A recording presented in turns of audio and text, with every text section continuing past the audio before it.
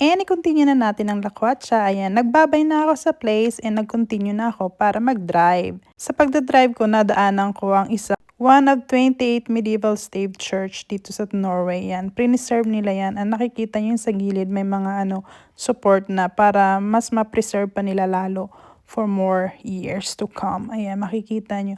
Talagang luma talaga siya.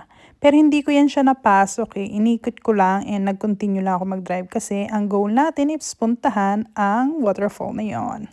So, ang name niya is Mardalfossen or Mardals Falls, Waterfalls. Ayan, arte ko naman. So, ayan. Paahon siya pero hindi naman ganun kahirap. Hingaling ka ng konti pero carry lang kasi yung goal mo, napakagandang place. And nag-continue na nga ako mag-hike. Ayan. So, makikita mo, naka-raincoat ako kasi alam ko na mababasa ako. So, ayan, nag-prepare. And isi-share ko lang ang fact about sa waterfall na ito. Isa kasi ito siya sa pinakamataas na waterfalls sa Europe. Isa siya sa mga matataas na waterfalls. So, ang dami ko na napuntahan na waterfalls and minsan nasusurprise din ako na yung napuntahan ko, wow, shala. Diba? Yan. Grabe ang sakit sa mukha. Akala mo karayom yung hangin, yung tubig na tumatama sa balat or sa mukha ko. Kaya napapatalikod ako eh.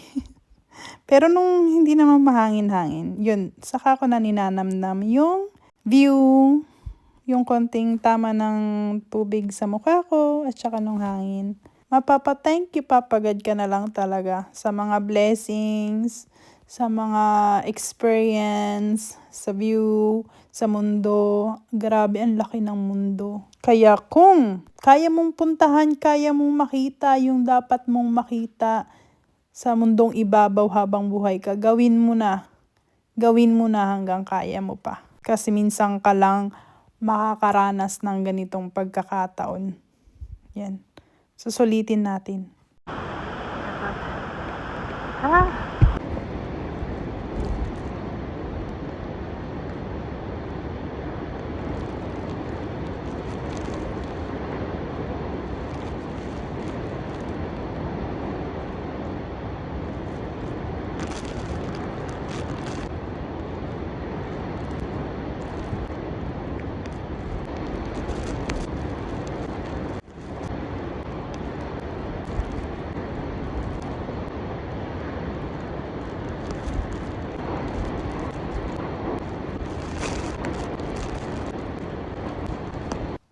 And nung pagbaba ko pala, may nakita akong cute na to.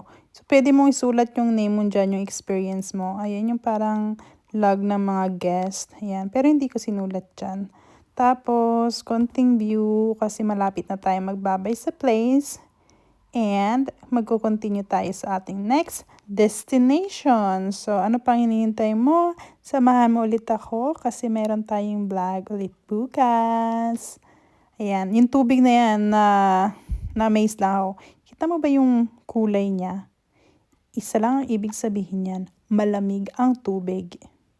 Wala lang, naano lang ako na-amaze. Ganun lang ako kadaling ma-amaze sa mga bagay-bagay. So, tapusin na natin dito ang ating vlog Kamish for today. Magbababay na tayo. Thank you for watching and ingat palagi. Bye!